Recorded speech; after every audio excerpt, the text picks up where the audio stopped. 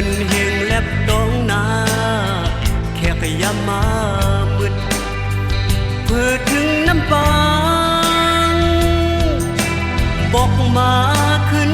หบยากำสองคุณเฮงต้องตักทามอำมือวันนั้นปานเป็นก้อนผู้ที่อยู่ไกลเนื้อเสียนตางตำยุกเยียไปสอนหันคุณเฮงกำเก็บเห็ดปีน้องออกถามปันคุณเฮงต่างหักแบ่งเสียดง่ายหมอกถึงปานและปานต่างหักเอาเดกึมแก่นยานกันหือไกลความหักเอาเดห้องแสนยามย้อนผ่าอกชักดังหักถึงเศร้านางหักยุ่มยำใส่กำยุ่มยำอีกหนึ่ง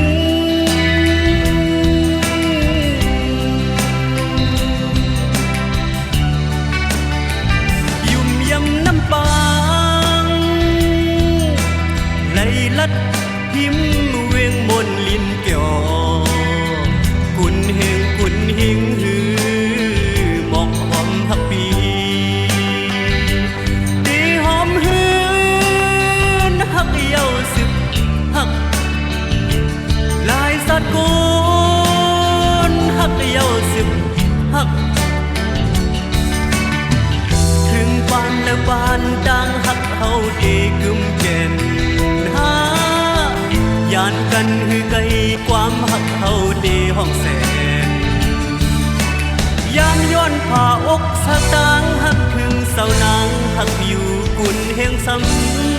ำทางเทิมน้ำปาง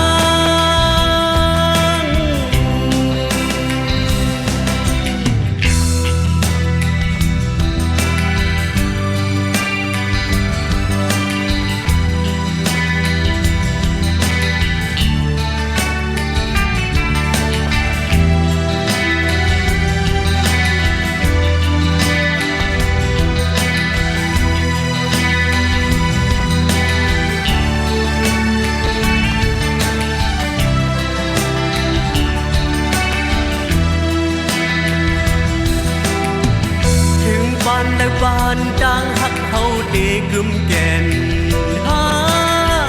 ยานกันหือไกลความหักเฮาเดห้องแสนยามย้อนผ่าอก